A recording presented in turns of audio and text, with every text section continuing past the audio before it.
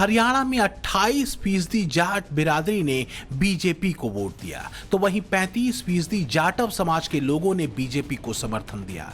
दलित जातियों में 47% बीजेपी के पाले में रही, 51% ब्राह्मण वोटर भारतीय जनता पार्टी के साथ रहे। राजपूत समेत अन्य सवर्ण जातियों में से 59% भगवा पार्टी के साथ रहे, तो 37% गुर्जर समाज के लोगों ने बीजेपी को समर्थन दिया। वहीं 21% सिख वोटर्स ने भी बीजेपी को वोट किया। आज पूरा देश देख रहा है कि कैसे कांग्रेस हमारे समाज में जाति का जहर फैलाने पर उतर आई है।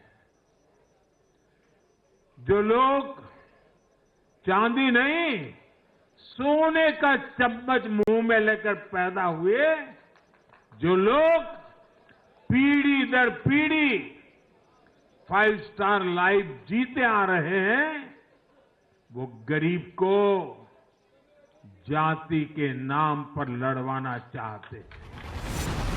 विपक्ष ये बात बखूबी जानता है कि अगर सत्ता का वनवास खत्म करना है और अपने परिवारों की राजनीतिक विरासत को बचाए रखना है, तो हिंदुओं को जाति में बांटना जरूरी है, क्योंकि उसके लिए चिंता दूसरे तरफ से पड़ते एक मुश्त वोट की नहीं है।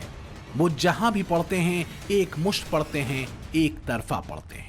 और वो इसलिए भी पढ़ते हैं क्योंकि बीजेपी हिंदू एकता की बात करती है और सेकुलरिज्म के नाम पर वोट बैंक तुष्टीकरण का विरोध करती है। मसलन हरियाणा में भले ही बीजेपी जीती हो, पर सबसे ज्यादा वोटों के अंतर से जीतने वाले उम्मीदवार का नाम है मम्मन खान। ये वही मम्मन खान है जिसे नूंह में हुई हिंसा भड़काने की साजिश के तहत गिरफ्तार किया गया था। कांग्रेस पार्टी के उम्मीदवार मम्मन खान ने फिरोजपुर झिरका सीट से बीजेपी के उम्मीदवार को 98,441 वोटों से हराया। इस इलाके की 79% आबादी मुस्लिम है। यहां तक कि हरियाणा का मुस्लिम बेल्ट कहे जाने वाले नूंह जिले की 3 सीटों पर कांग्रेस की जीत हुई। यानी साफ है, मुसलमानों ने एक मुश्त वोट कांग्रेस को दिया। क्या कोई कह सकता है कि हरिद्वार कौन सी जाति का है? क्या हमारे 12 ज्योतिर्लिंग किसी जाति के हैं? क्या इस देश के कोने कोने में स्थापित 51 शक्तिपीठ किसी जाति के होंगे? इस देश के चारों दिशाओं में रहने वाला जो अपने आप को हिंदू मानता है, वो इन सब बातों को अपना मानता है। राज्य की सीमाएं हमारे अंदर भेद निर्माण नहीं कर पाती, नहीं कर सकती। वैसे जन्म के आधार पर प्राप्त जो भी स्थिति है, वो भी हमारे अंदर भेद को निर्माण नहीं कर सकती। तो कांग्रेस हो या इंडी गठबंधन की कोई दूसरी पार्टी, उसे दिक्कत या परहेज मुसलमानों को भड़काने वाले चेहरों या उनके बयानों से नहीं है। दिक्कत इस बात से है कि मोदी योगी हिंदू एकता की बात क्यों कर रहे हैं, क्यों वो जातियों की सीमाओं को तोड़कर हिंदुओं को एकजुट होने की बात करते हैं। सीएम योगी चुनावी मंचों से सीधे सपाट भाषा में 2 टूक कहते रहे हैं कि बंटने की गलती अब आगे नहीं करनी है। कोई ऐसी गलती मत कर देना कि जो आपस में बंटे। याद रखना, बंटे तो कटे, ये कभी नहीं होने देना है। बहनों और भाइयों, राष्ट्र से बढ़कर के कुछ नहीं हो सकता, कुछ नहीं हो सकता।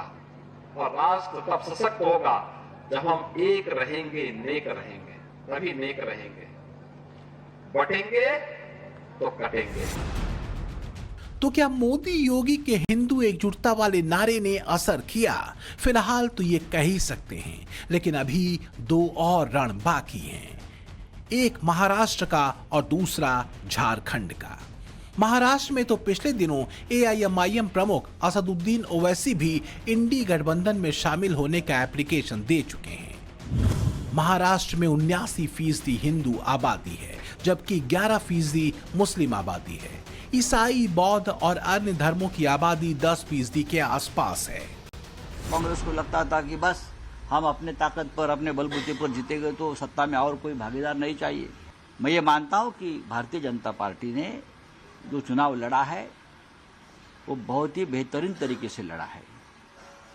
हारी हुई बाजी बीजेपी ने जीत ली, ये मान्य करना पड़ेगा। और कांग्रेस तो जीत रही थी, लेकिन बीजेपी आ गई।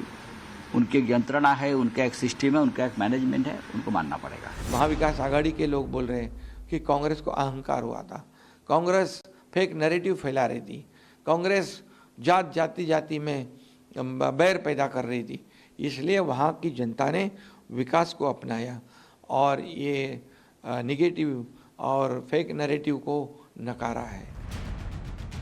लोकसभा चुनावों में इंडी गठबंधन की जाति वाले दांव ने असर दिखाया था और कांग्रेस सबसे बड़ी पार्टी के तौर पर उभरी। लेकिन अगर हरियाणा वाली एकजुटता का मोदी योगी मंत्र यहां चला तो राहुल एंड पार्टीज का महाराष्ट्र विजय का स्वप्न टूट सकता है, खासकर तब जब इंडी गठबंधन में नो एंट्री के साइन के बाद महाराष्ट्र के समर में ओवैसी को मजहबी लाइन पर खुला खेल खेलने का मौका दे दिया जाए। वैसे भी वक्फ कानून को लेकर ओवैसी आग लगाने जमीन पर कूदे हुए हैं। मेरे भाई होशियार और चौकन्ना रहिए। All India Muslim personal law board अगर आपसे कहेगा, हमसे कहेगा कि इस बिल के खिलाफ हमको एहतजाज करना है, तो क्या आप पुरअमन एहतजाज के लिए तैयार हैं? आप एहतजाज के लिए तैयार हैं? हाथ उठाकर बताइए कि आप एहतजाज के लिए तैयार हैं।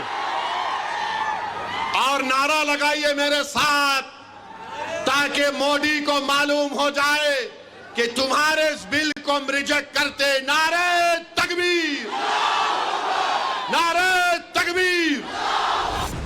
इसमें कोई शक नहीं कि एक तरह से सीएम योगी के बटोगे तो कटोगे वाले सूत्र ने एक बड़ी लाइन बीजेपी को दी, तो विपक्ष की जाति भेद वाली राजनीति का काउंटर अब शुरू हो चुका है।